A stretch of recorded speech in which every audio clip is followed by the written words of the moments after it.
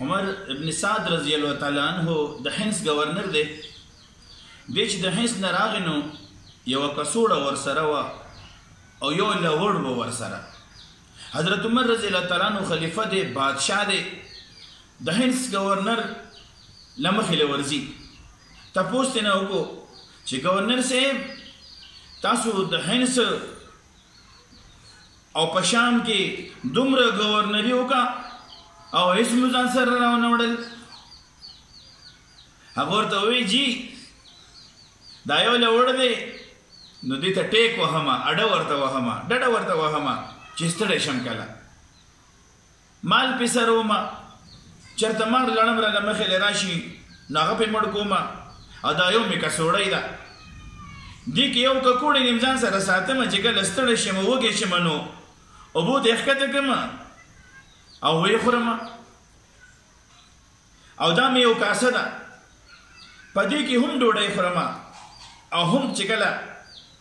غسل کومه لامبمه د چینې یا د خوړ په غاړه باندې نو اوبه پکې راخلم او په سر باندې ځان له راړم. او دا مې یو کمیس دی، دا مې یو کمیس دی او یو مې مسواک دی. دا زما ټول د ګورنرۍ سامان دی. عمر رضی الله تعالی عنہ ته وایي چې دا زما ټول د ګورنرۍ سامان دی او په دې شا باندې مې راړولي او ځان سره ګرځوم. عمر رضی الله تعالی عنہ ورته ووایي رښتیا دې وایي،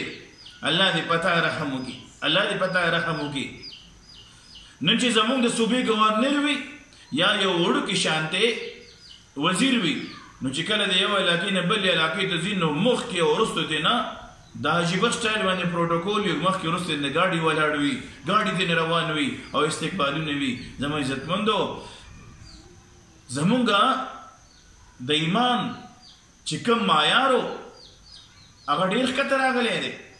نن موږ په دنیا باندې مین یو، د دنیا محبت مو په سینو کې راننوتی دی، په زړونو کې مو راننوتی دی. د قبر او د آخرت خو راسره د سره غم نشته. که نارینه دي نو هغه په دې شکل کې چې ډېر زیات مال مراجمه کوي او سټایلش ګاډو کې ګرځېدي او ښکلې بنګله وي او ښکلې عیش و آرام وي. لږه شانتي زندګي ده، ډېره لږه زندګي ده او په دې لږه زندګۍ کې به څومره سړی په راحت باندې ژوند تېرېږي. د مرګ نه پس یو داسې زندګي را روانه ده چې هغه نه ختمېدونکې ده او د هغې دپاره سوچ، د هغې دپاره فکر په دې ټایم کې کول دي چې زما الله به څنګه راضي شي.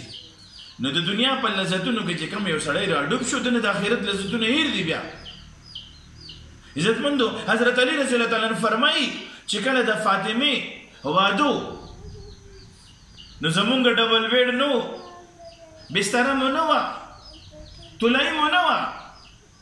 صرف یو د ګډ سرمن وه. د شپې په باغې مونږ وده کېدو او د ورځې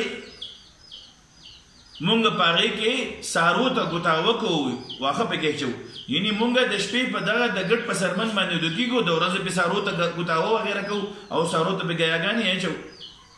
فرمایي چې هېڅ نوکر یا نوکره مونږ کره نه وه. فاطمه رضی الله تعالی عنها به د نبی علیه السلام د زړه ټوکړه وه، خاتون جنت یې ورته ویلي. زما عزتمندو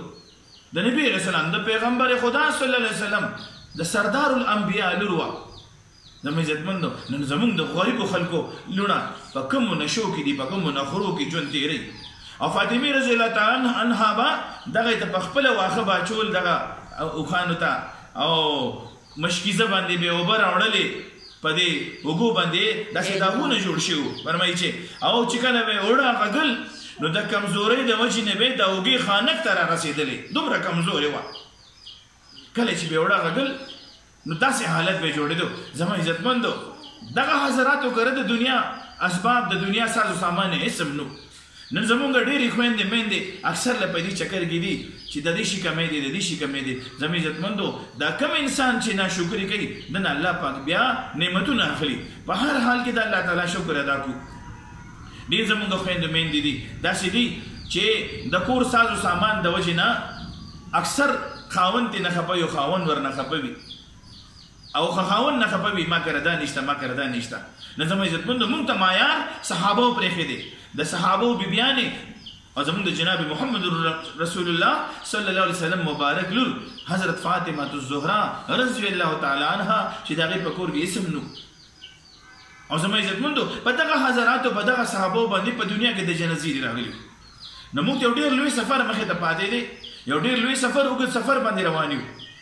کله د دنیا کې موږ سره ډېر زیات ساز سامان راځي مشي بنگلې وی لارې وی موټرې وی جایدادونه وی د کور ډېر زیات سامانونه خدا به موږ تاسو نه پاتې کیږي یو وړو کې شانتي قبر دی یو وړه شانتي کنده ده هلته بزو هلته بر سره بسترې وی نه بر سره بالښتونه وی دا اوس د کم د ګرمۍ ماحول دی او سمې عزتمندو پریشانی ده د قبر ګرمي د قبر سختي د قبر تیری دا دغه رڼاګانې او دغه خوشاله به موږ ځان سره د دې دنیا نه وړو او د قیامت سخت ورځ را روانه ده چې لوی الله ته به موږ تاسو مخامخ کیږو موږ نه تاسو نه به تاسو کوي نظم عزتمندو دا زړه دا اوس نه صفاګو دا وړه شانتي ټوکړه ده د خپل الله ته چې کله مخامخ کیږو نو دا مال پاک راوړه او دا زړه مال پاک راوړه او د دې په بدله کې ما نه جنت واخله نظم عزتمندو هر چا سره خپل معاملې درست کو ګاونډي حقوق خیال ساتو خپل ورونو خويندو خیال ساتو د چا مور بلار چې ژوندۍ ډېر قدر یو کوي ډېر قدر یو کوي چې کدا